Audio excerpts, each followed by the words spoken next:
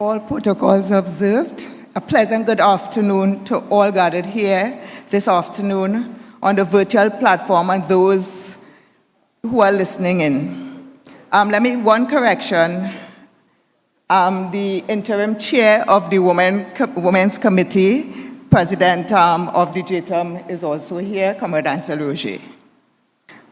JTUM Women at our Symposium of Working Women in April of this year discussed ways of strengthening our base of women in this movement in order to prepare ourselves to deepen our commitment and involvement in defending the rights of women in the workplace, anywhere where there is need to.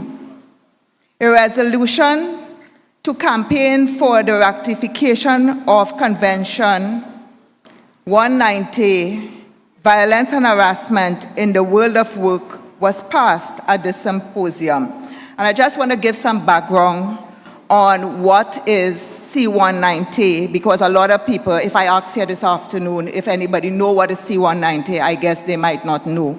So it's important for me to give a little background on that. Over 2 years ago, the International Labour Conference voted overwhelmingly to adopt Convention 190, and on June the 25th of this year, it entered into force, creating an opportunity for member states to design a future of work based on dignity and respect for all. The convention is solely based on all the principles of decent work. Anything you could think about as it pertains to work or the human being, it even delves into domestic violence. And I just want to go on and give a brief definition, and it is one of many definitions that we can find out there. A brief definition of violence and harassment is a range of behaviors and practices or even threats that can happen one or many times with the aim to or resulting in physical, psychological, sexual, or economic harm to the human being. Violence and harassment in the workplace can happen anywhere, online, in the physical workplace, during the commute, to and from work, where workers rest and even eat. We may ask why C190, which the convention is deemed as C190, is so important. Everyone has a right to a world of work free from violence and harassment. C190 addresses domestic violence.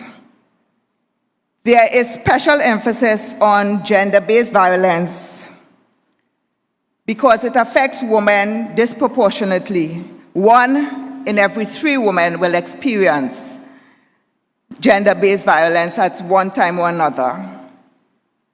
Countries who have already ratified the convention are Mauritius, Argentina, Ecuador, Fiji, Namibia, and Somalia. Uruguay, who was the very first to do so some 2 years ago. I just want to read something from Vera Gassavi, who is the ILO Caribbean Specialist Workers Activities. The theme of the document was, "The time has come to ratify C190." And I will just read why ratify now. The risk of violence and harassment is even higher during times of crisis such as COVID-19 the outbreak which we are facing now. In the context of the pandemic, it is particularly important that C190 applies to all workers wherever the workplace is, including public-private spaces that become a workplace for more workers than ever. Before COVID-19 crisis, it was estimated that 1 in 3 women globally experienced physical or sexual abuse in their lifetime. Since the pandemic, violence against women and girls has grown. And yes, comrades, it has grown even in Trinidad, because we have known of a lot of violence that has taken place at home during the lockdown period, and even the frustrations of loss of work would have caused my male counterparts in some cases to even commit hideous crimes.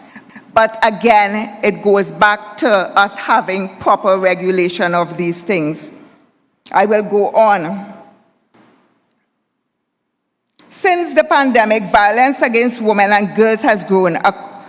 Acknowledgingly, the gender-based violence and harassment disproportionately affects women and girls. C-190, and there's a recommendation, 206, emphasize the need to adopt and integrate the gender response approach, thus contributing to building an equal society. Violence and harassment impacts people's health, dignity, and well-being. It also results in large costs for enterprises and put a strain on public services that have already suffered due to the pandemic. And I just want to say that JTUM Women would have, after our symposium, we would have started our campaign at the symposium because we had the president of the industrial court giving her experience and knowledge and what would have been required for us to embark on our campaign. Also, we would have written to the Minister of Labor, inviting him to meet with us to have a discussion on it. We did get a reply, which to date is not what JTUM Women expected, because I will just read one part of the letter, and it is important for us to identify with this.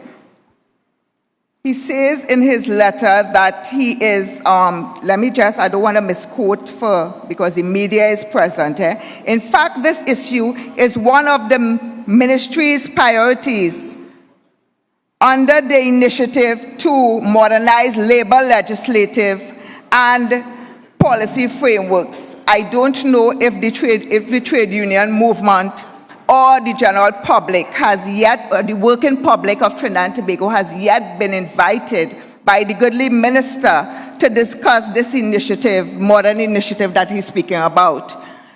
And I will go on to read. So he says his modernized labor legislative and policy frameworks. In addition to these updates on the ratification of C-190, please be advised that an important ongoing initiative by the ministry related to the issue of sexual harassment in the workplace is stakeholders sensitization on national workplace policy on sexual harassment.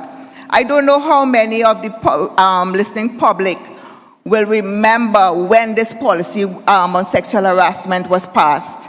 It was passed because of something that happened to a minister, where in the dead of the night, the Ministry of Labor went ahead and created this policy and implemented it. So I'm wondering to myself if C-190 will take the same initiative.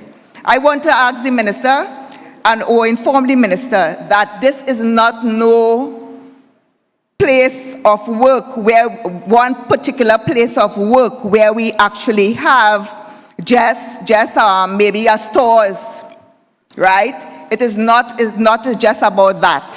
It is about people's lives. And if he know more about people's lives and he have been involved in people's lives, he will come out of in a safe haven and deal with labor as he should deal with labor, and not hide behind all this fancy talk he have.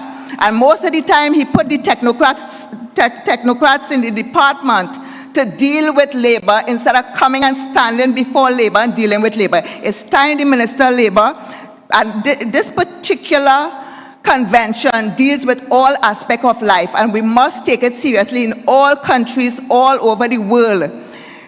They did not wait for any government to come after the initiative of ratification to lobby and to have discussions. Those discussions must be held before, and I'm calling on the minister, and actually the Prime Minister, to inform them that if this is part of their unjust transition, it must stop now. And we want a just transition for all workers and for all people of Trinidad and Tobago. I thank you. God bless you all.